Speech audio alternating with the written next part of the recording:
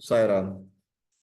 So there are 19 symbols of every avatar, particularly, mainly Vaishnava Sampradaya. Purnavatars of Mahavishnu and Purnavatars of Dattatreya, Adiguru, Dattatreya. Purnavataras of Shakti, Shakti as in goddess. Shakti here, when we say, it is the combination of Saraswati, Parvati, Lakshmi together, right? These are the symbols. So when there are specific 19 symbols at the feet of every Purnavatara, right? Each symbol signifies something. Each this one symbol that appears signifies something which is very important. Sri Sainatha, Purnavatara of Adiguru Dattatreya, he has left his imprint on a plain cloth, and that is in the custody of Sai Sansthan in Shirdi. If you observe it, all the 19 chinhas, chinha is a Sanskrit word for symbol, are very much there. I have seen, whoever sees can identify. Now, what are the 19 chinhas? We go one by one. And what does it signify?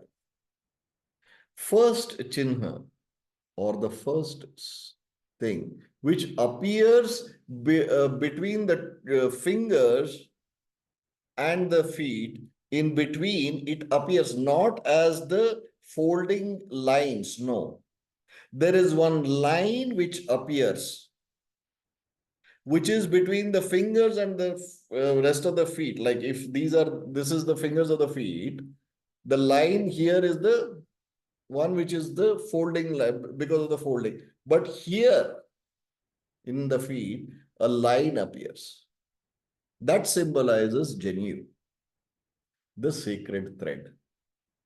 What does Janu mean? Janu has typically multiples of 3, 6, 9, 12 threads. What does bachelors? Brahmacharya is 3 threads. What does it symbolize? Married is 6. What does it symbolize is Brahma, Vishnu, Maheshwar. Saraswati, Lakshmi, Parvati. And all of them finally are at the knot. There's a knot. That knot is called as Brahma Gantu or Brahma Bandhana.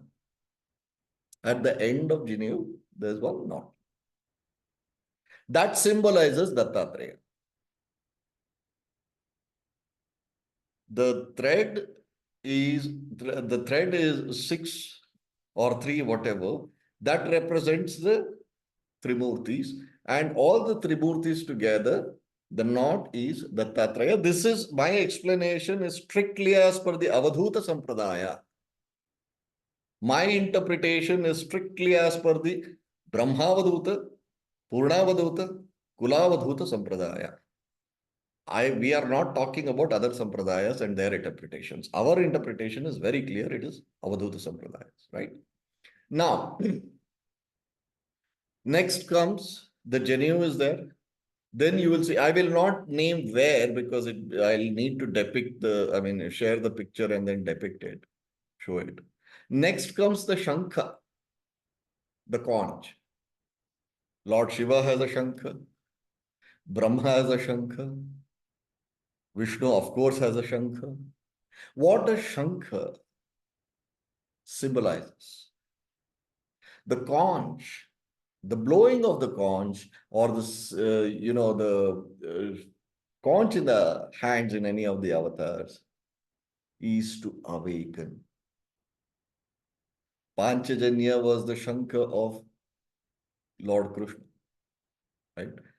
The blowing of the conch symbolizes the awakening of the person. Wake up, tasmat jagrata jagrata, reverberating sound of Shankha. So Shankha symbolizes the call to wake up, the call to be alert, call to be awakened, wake up to the reality and the truth of life. That is the symbol of Shankha. Then comes Chakra. Chakra, if we have seen Vishnu Chakra, which is eternally in rotation, it symbolizes the entire process of eternity. There is no end and there is no beginning. Everything is eternal. Everything is revolving. Your Milky Way, your our Mother Earth, and the whole our solar system is everything is in a consistent rotation. Yet what is holding it is always sthira, still. The index finger which holds the chakra is sthira. So first we spoke about the Shankha, then sorry, Janu, and now Shankha, now Chakra. Then comes Gada. Gada, the mace, the weapon. It is not a punisher. It is a symbol for destroying the negativity in a mind of the bhakta or a seeker. It is not a punishing weapon, Gada. It is to destroy the inner demons. That is a symbolic representation of Gada. Janev, Shankha, Chakra, Gada, Padma. Padma is Kamala, lotus. Lotus symbolizes multiple things. Lotus symbolizes Devi, Lakshmi, and also it symbolizes opulence. It also, most importantly, a lotus teaches us that consistency is essential. Because when the sun rises, the lotus is facing the sun, it blooms. As the sun sets, it closes. So whenever we are at it, consistency is eternal. You have to be consistent. That is another symbolic representation or the indication of the lotus. Then lotus also has our most beautiful and significance of what time to rise and what time to go to bed. When the lotus blooms, wake up. When the lotus sheds or closes, go to sleep. That is a symbolic representation of lotus. When you perform your Kundalini Yoga, you are consistently in meditative state. All your chakras, which are symbolized as petals of a lotus, I mean, lotus with petals, 4, 6, 12, whatever number, Sahasrara, 1,000 petals. When you are consistently in your dhyana, then eternal state of meditation or in a meditative state, when you are consistently there, the lotus is always blooming. That is another symbolic representation of lotus. Lotus alone has so many representations and so many explanations, right? Shankar, Chakra, Gada, Padma, Janu. Then comes the Akash. Akasha Tattva. Unending. Ambara is Akasha. The entire Akasha Tattva, everything, it talks about the ether, element ether.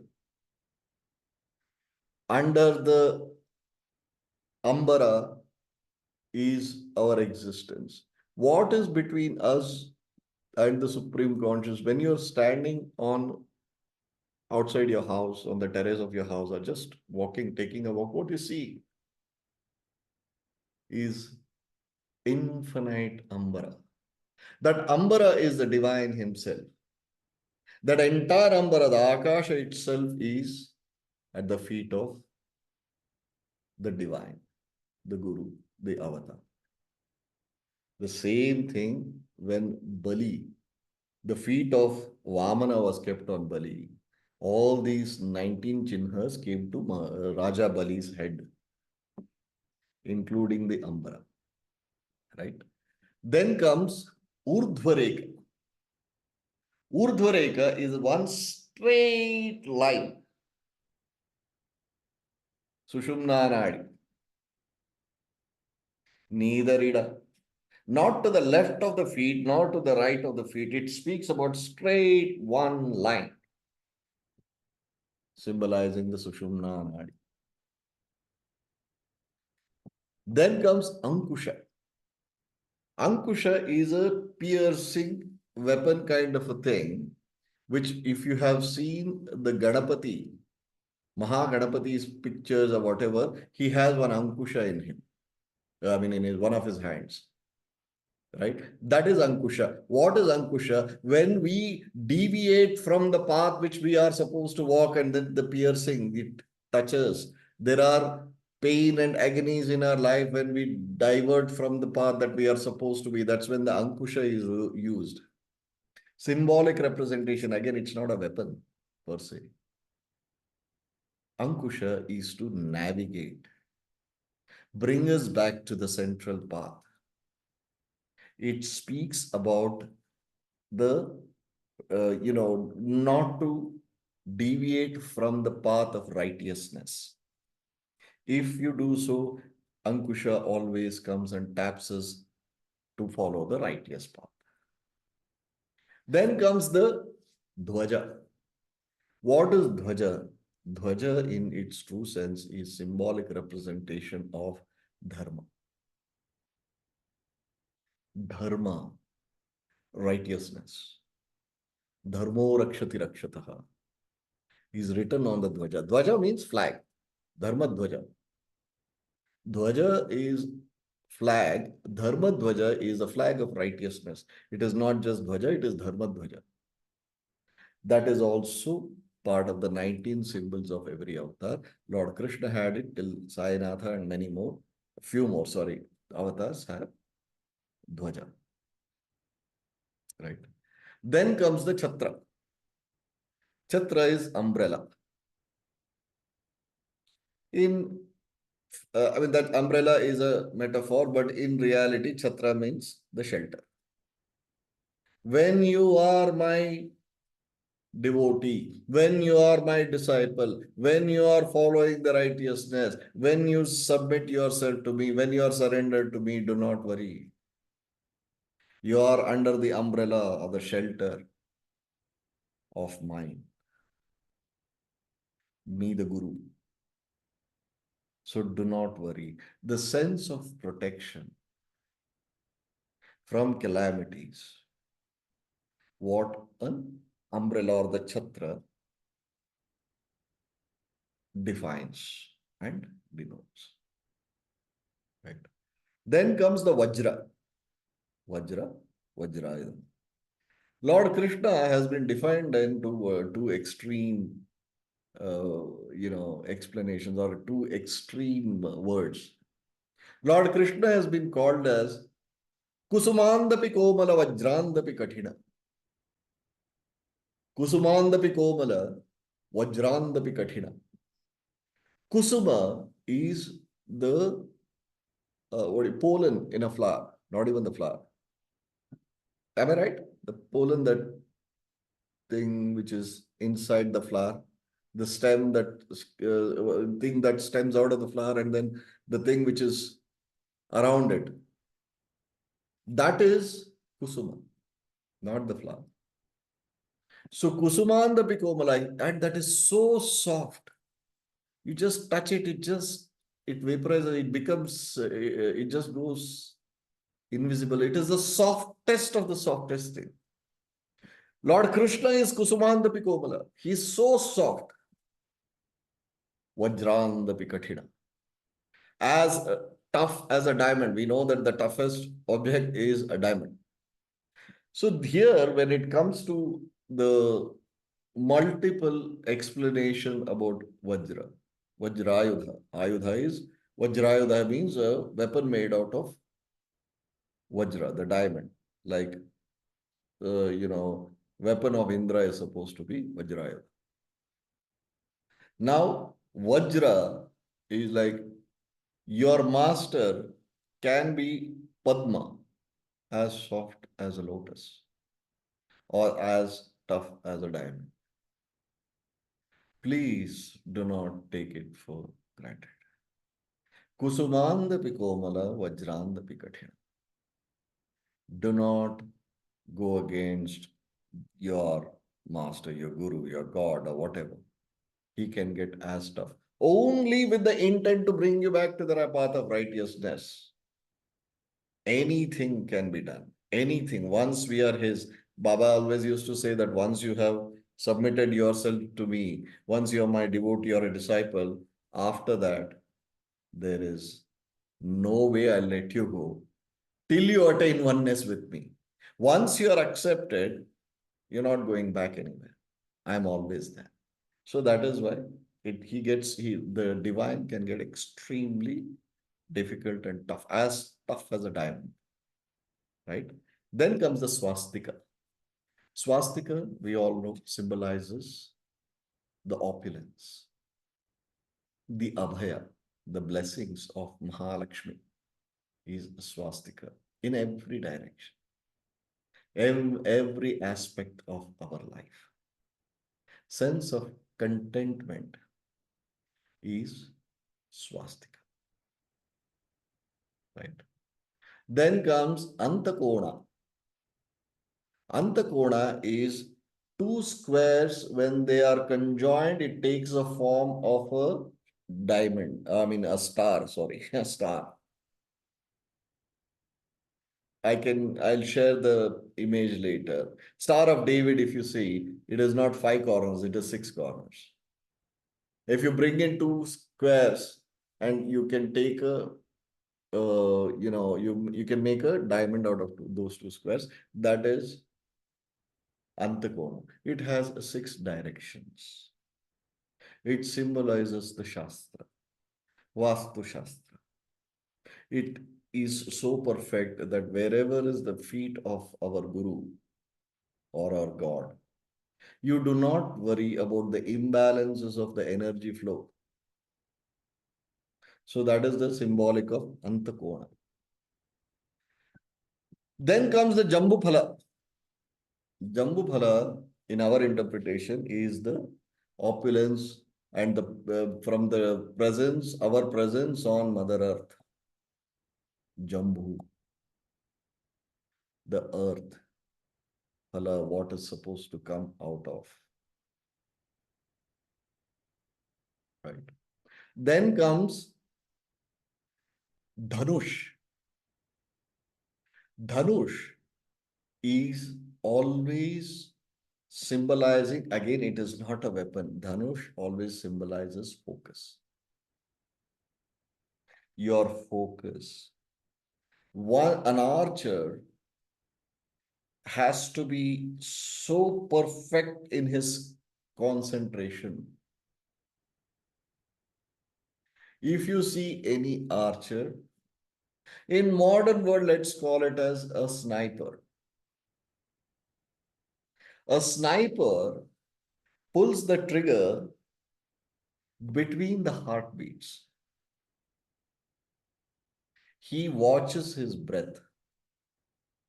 Those days, the Dhanush, the archer, Dhanushdari, he used to be so focused, so concentrated. Nothing is visible but for the target. So very focused, not concentration alone. Like the greatest of the archers in our Itihasa, the history, was Arjuna. When they said that, can you see the bird? He says, I can see the eye of the bird. And then he shoots it. The whole world is aside. There is nothing besides that target, which is the eye of the bird, which Arjuna sees and he shoots. The arrow is just some object between his eyes and the target, and it gets delivered. Our attention, our focus, our guru's focus on us, our God's focus whom we worship is on us, is the symbolic representation of Dhanush. Then the next Chinha or the symbol is Kalasha. What is Kalasha? Kalasha is again a symbol of prosperity, contentment, opulence, auspiciousness. When a guru is accepted, or when guru accepts us, when his feet is on our head, when we worship the feet of our guru, all these things are the attributes which become one with us. That is the symbolic representation of Kalasha. Now comes the Trikona, triangle. Mind you, inverted triangle. And we know what it means. Moola Adha. The whole world, if you see, whether you call it pyramid, whether you call it the kiritas or mukutas, or everything is just a triangle. Triangle again represents the creation, the preservation, and the destruction together. Trikona. Then comes the Matsya, fish. Fish is what we see. But what it symbolizes is, it is actually not fish. It is the water-bound first living object, first living organism. That is the amoeba, or a single cell creature which first began in water. So, since an amoeba cannot be drawn, it is shapeless and formless. So, symbolically, it is mentioned as fish, or it appears as a fish. Matsya. We all know the theory of evolution also, Charles Darwin's, as well as the scientist and the Shastras, they both, merge and says, even Shastras say single cell creature and everything started with water. First life existence came in the water. Then there was amphibian who could breathe in the water and outside the water. When the amphibians started moving on the surface, they could survive on the surface as well as inside the water. Then the amphibians moved towards the land and they started living on the land, and they could not, the lungs and the whole system evolved in such a way that could not go back to water. So we are the last, the airbound or the surface bound creatures are the last. First it was waterbound. Dissolved oxygen is what was inhaled. Then came the amphibian, then came the surface bound. So the whole thing is, but the origin, first existence of life, first ever existence of a living organism is waterbound, that is symbolically represented as Matsya. Right?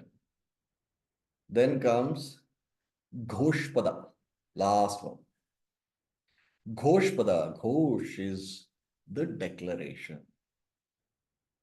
Udghosha. Again, I'm making it very clear for all the viewers or the listeners that this is as per the Avadhuta Sampradaya, not from other Sampradayas. In the internets, there can be different things. Udghosha, the